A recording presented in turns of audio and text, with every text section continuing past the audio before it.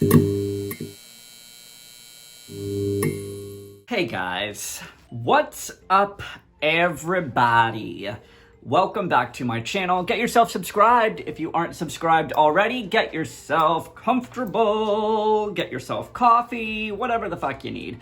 We are talking about this week's episode of The Real Housewives of Salt Lake City. I love reviewing The Real Housewives of Salt Lake City because these ladies give me life.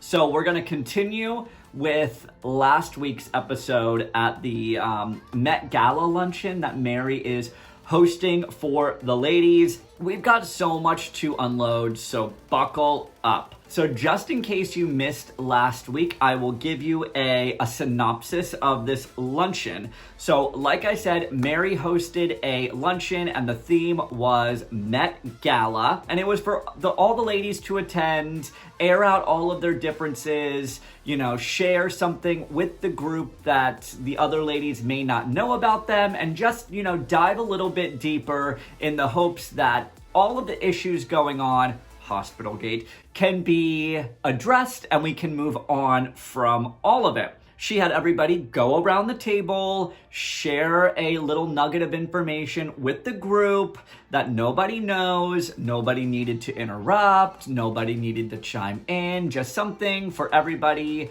to sort of get to know all of the other ladies on a deeper level. So Jen was sharing her backstory about why she acts and does the things that she does, if that makes sense. It's because she never truly fit in when she was growing up. She was never fully black, so the blacks didn't like her, the whites didn't like her. She just felt like she didn't have a place to fit in, and that always put her on the defense, and she had to claw her way to the top. And, you know, I really understood where Jen was coming from. You know, she even apologized to Meredith and said that the reason that she lashes out is because, you know, she's so loyal to her friends and she expects everybody to have her back and be there for her the way that she is there for her friends. So I get it. So they were able to move forward and clean slate, move ahead. Great. That's all we want to have happened with all of the issues that are currently going on this season. But now here comes Mary, and she says that sometimes, you know, words are just as deadly. I agree. Words are weapons. We learned that from Real Housewives of Potomac with Candace. Sometimes words really do hurt. To which Jen then said, I'm just gonna say what everyone is thinking. And then Mary just had to chime in. Oh God, yikes. Okay, but that's you and not me. That's what I'm saying. But I'm just letting you know, I don't wish. And your way's not better, and I don't my think way's not anybody better. at the table We're would say all the things you different. said, sweetheart. But y'all, this moment will forever be engraved in my head.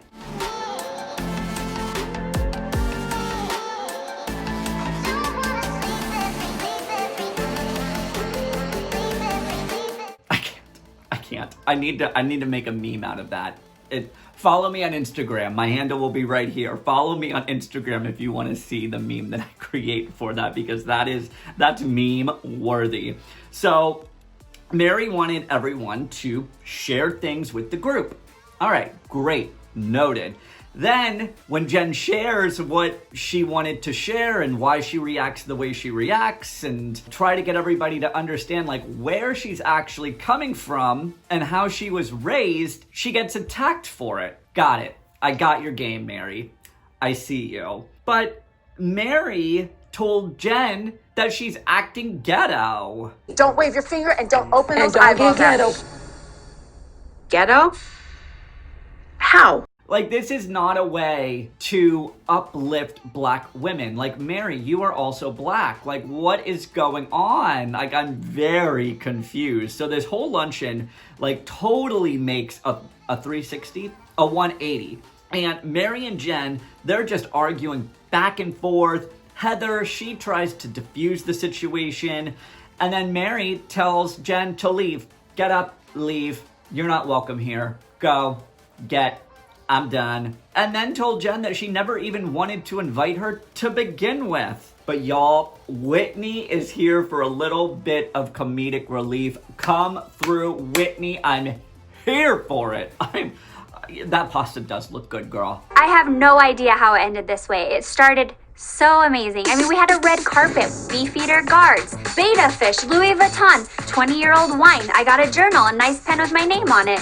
Everyone was being nice and kind of amazing food. I mean, I came for the pasta. Here's my opinion. Team Jen, for sure, Team Jen, but I think there needs to be some sort of equal ground here. The whole point of this lunch was to air out differences, share stories that the other ladies may not know about you, and get to know each other on a deeper level, and also try to just address situations that are going on. And I feel like both of them are so hurt and have their own sides of the story of what is going on, and neither one of them are willing to like listen to each other. And I think they both are alpha dogs and they're just butting heads, and I honestly don't think there's gonna be any type of resolution between the both of them, and that's just my opinion. So now, because Mary asked Jen to leave, she leaves, and Heather gets up and goes after Jen, and it's like, no, don't leave. This is not what you're supposed to do. This is not the point of the lunch. We need to sit down. We need to address this. We need to move on. And, you know, Whitney just wants to enjoy her pasta. So Heather is able to talk Jen into staying, and they both come back into the restaurant and sit back down. And Heather is just trying to explain, like, what happened and why the lunch made a turn, and said it just kind of seems a little bit hypocritical, to which Mary replied that Heather is two-faced and that she would just like to see at least one of Heather's faces. You got two faces. I'm trying to manage Well, I need this. to know one of them, because you have very many faces. Mary, I'm confused. I don't understand how Heather has been any type of two-faced throughout this season so far. I'm just having a little hard time wrapping my mind around this. Can we talk about Walter, though? Everyone's so concerned about hurting Walter's feelings and him overhearing the fucking shenanigans going on at this luncheon table. I don't want this around Walter. He's very upset right now. Walter is the real MVP of this luncheon, though. There, I said it.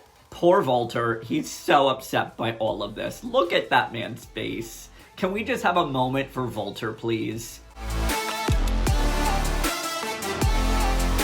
So now Whitney, she then tries to explain to Mary the reasoning behind Jen's reaction and everything that was said. And, you know, all Mary does is interrupt Whitney and doesn't even let her finish a sentence, and then dismisses Whitney because of her age. Like, oh, you're just 30. You don't know anything. Bitch. True. Don't tell me how I felt. You don't even, You're 30. You don't even. My age doesn't. I'm here at the dinner. Like, this is not, I don't think, Q Ramona, you do not support other women. You do, and you don't support other women. Like, I don't understand. Now Mary's calling Jen a hoodlum. So, all right. If you're gonna act like this, I don't need hoodlums to be around. Oh, I'm a hoodlum? You are to me. So you. Let me make sure I understand what's going on here. All right. Mary thinks Jen is ghetto and a hoodlum and won't respect her enough to understand where she's even coming from. I'm having a really hard time seeing how Mary is in the right during all of this tomfoolery. Like, she's not in the right. She's completely in the wrong. She's so fucking stubborn that she can't even, like, listen with her ears. And she just keeps popping off. Like, Jen, you're ghetto. You're ghetto. I'm a church. Fuck you, bitch. Like, okay, whoa. When you I tell don't wanna me, know you. oh, when there's black people in front of a 7-Eleven, I go somewhere else, you're black. Just a reminder. Let's break this down. So, if there are other black people at a 7-Eleven, Mary goes to another 7-Eleven. What in the actual fuck is going on here? I am so confused by this woman. So we can just add 7-Elevens to the growing list of things that give Mary PTSD. Convenience stores, hospitals. I just have a fear of them. Jen's out. Whitney, I tried, baby. I'm trying to. There you go. I You shouldn't know. have paid. But this is fucking cheap as shit, yo. But can you give me my earbuds? Because I want it back. Oh. All right, we have to move on from this luncheon because honestly, nothing got resolved at all. I think honestly, this luncheon made everything just worse, 10 times worse. Nothing got resolved. Moving on to, I can only assume, the next day. Mary's housekeeper is the real MVP of the entire episode, right next to Walter. Okay, in the house, in the house. I don't want to spit out. And what's up with all the blending? This freaking season should just be sponsored by, what is that blender? Is it the Vitabullet? I don't fucking know. It should be sponsored by blenders because there's a lot of fucking blending going on in every single scene. Someone's blending something. So now let's catch up with Meredith and Seth to see how they are doing. Spoiler alert, not well, bitch. So she is picking him up from the airport because Seth is currently back and forth between Chicago and Ohio, and it's been weeks since they've seen each other. So things start smooth until Seth asks Meredith if she's going to move to Ohio with him. When ski season's over, are you gonna come live with me in Canton, Ohio? No, we're not living What in do you Canton, mean? Ohio. Fine, Akron. No, we're not living in Ohio. She immediately shuts that down. So Seth wants to live in Ohio, but she wants to stay in Salt Lake City because her business is here, her store is here in Park City, and, you know, I just feel like there's some, for sure, underlying animosity between the both of them because of all of the constant moves that she's done for him in the past, which I didn't know that. I feel as if she has sacrificed so much for Seth and his business ventures, but he will not do the same for her. And I feel like it's definitely, she feels a little rift. She feels sauced, as Gina would say in OC. Meredith definitely feels sauced about Seth's constant moving and wanting to move into like Ohio. No offense, but what's in Ohio? There, I said it. So let's check in with Mary and her husband, y'all. And what the fuck is this outfit? Mary keeps saying how great her style is, and I have yet to see it. Questionable looks. Y'all noticed? Did you look in that room? Mary is a hoarder. She's a hoarder. Look at all of that clutter. Clutter. I don't like clutter. So this level of privilege, though, is kind of gross. You paid her until to bring my tray? Yeah. Hey, Charlene, bring Mary's tray, please. Mary asking her housekeeper to bring her tray. Like, are you the fucking queen? Girl, bye. Get your own tray.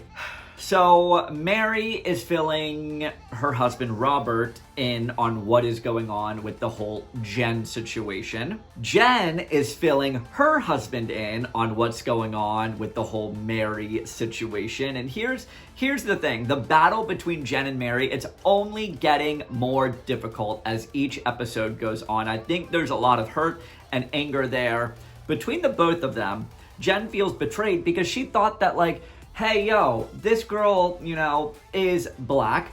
I'm black. We have a common ground here. She's cool. Like, I thought Mary was going to be a better friend to Jen. Well, I didn't think that. Jen thought that. And I think that she's just let down with how shit of a person Mary is, which, I mean, she kind of is. But, you know, that's where I think it's all coming from. I think Jen is 100% betrayed and hurt, and they both aren't seeing eye to eye here. And I don't think they ever will. I don't think they ever will. There, I said it. I think this feud is just gonna go on through the entire season. I don't really think there's gonna be any sort of like equal ground here. And there, done. So moving on to Whitney. She's doing jiu-jitsu with her brother. And y'all, holy shit, Whitney is a powerhouse. I would not want to come at her in any way, shape, or form. Upside down, backwards, I'm not coming for Whitney because she'll kick my ass, okay? And she'll kick your ass too.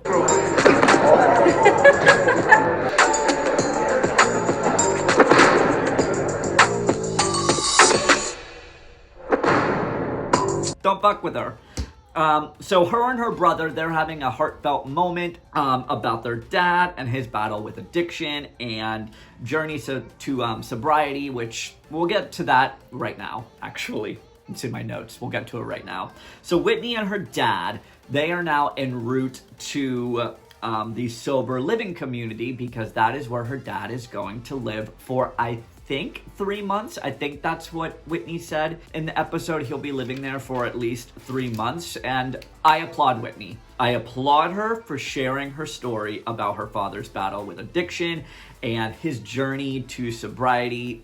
And I just feel like it's such a taboo topic to even like talk about, like, ooh, addiction, ooh, sobriety. Like, why is it such a taboo thing to even talk about? Like, I do not understand. So good for you, Whitney, for like ripping off the mask and shedding light onto all of this. Alexa just played. I don't understand what's happening. All right, I digress. I get very distracted. So sorry, that was a very serious topic and I just ruined it. What is going on? Oh, my packages have been delivered. Freaking smart devices, y'all. Smart devices, am I right? All right, back to Whitney. Applaud her so much for her efforts in talking about addiction and sobriety and the whole thing going on with her dad. I love it, you know, and if you've never dealt personally or had someone that you know deal with addiction, you're never gonna understand how hard it is to get clean and sober. So thank you, Whitney Rose, for showing this on your first season of The Real Housewives of Salt Lake City. It's seriously great. So I love you so much. I really do. I think you're great. Moving on to Meredith and Seth again. So this scene was very hard to digest. So clearly they are going through a extremely difficult, bumpy patch in their marriage. And I don't disagree. Oh God, it sent me. And maybe I'm not in the picture. I don't disagree.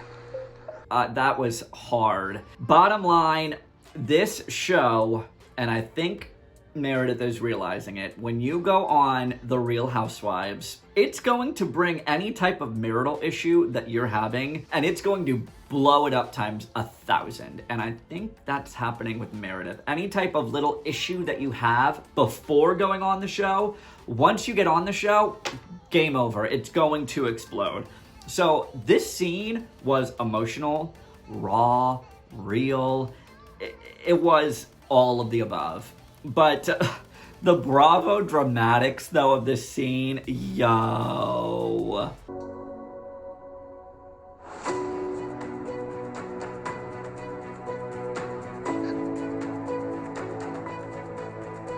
So the final scene of the episode, Heather is meeting with Mary. They are gonna have a one-on-one to sort of figure out why Mary thinks she has two faces and understand her perspective of where she's coming from with Jen. Good friend, I guess, or going behind Jen's back. I can be her friend independent of my relationship with Jen. What do y'all think? Comment below. Is Heather just trying to be a good friend, or is she going behind Jen's back? I love her and I'm here for her, and I can be loyal to both of them at the same time. Because we saw how well that worked for Meredith when Meredith tried to befriend Mary. Does Jen know this? Carbonization affects your ovaries. Does it? Just so what okay, then Yeah, because that carbonation hardens your ovaries. Carbonation affects your ovaries. That'll be a double sparkling water for me. No more kids. Does it? I feel like I want to Google this right now. This is important information, y'all. We are going to Google, does carbonization affect your ovaries? Or is Mary just being crazy and making that up? Hold, please. Does carbonization affect your ovaries? Oh, it can. Okay. This is too much information. Bottom line is, I think it can, so I guess Mary's not as crazy as I thought she was. Okay. Anyway, but she still is a level of crazy that I literally cannot understand or wrap my mind around. Anyway, hold on. Did Mary just say this? She thinks that Jen is threatened by her because of the color of her skin. I feel like she's not used to it because of my color. Like it's a black thing? What is Mary even saying? Why does being black have anything to do with Jen's jealousy of her Chanel purses? Okay. So now Mary is sharing the whole grandfather situation with Heather to, I guess, clue her in on what actually happened. Now, here's what. I think Mary is, like, deeply scarred about it and truly thinks that is what everyone thinks of her, that she's a grandfather fucker. But she's out here running a cult church and just got a shit load of money because of it. So, money talks. Money talks, yo. Money talks and things talk. And Mary took the money and Mary took the things. And now she's running a cult church. And there I said it. And that's my opinion. So that's it for this week's episode of The Real Housewives of Salt Lake City. It airs every Wednesday on Bravo at 10 p.m. You can catch up with all of my other Real Housewives of Salt Lake City videos. A card will be right up here or right up here. Somewhere up here. Go ahead and click it. You'll have the whole playlist to every single Real Housewives of Salt Lake City video that you can binge on. Go ahead and get yourself subscribed to my channel. That way you never miss out on anything that I do. Give this video a big old thumbs up and comment below. Let me know what y'all thought of this week's episode of The Real Housewives of Salt Lake City. I'll catch you guys in the next one. I'll talk to you later. Don't be assholes. Bye.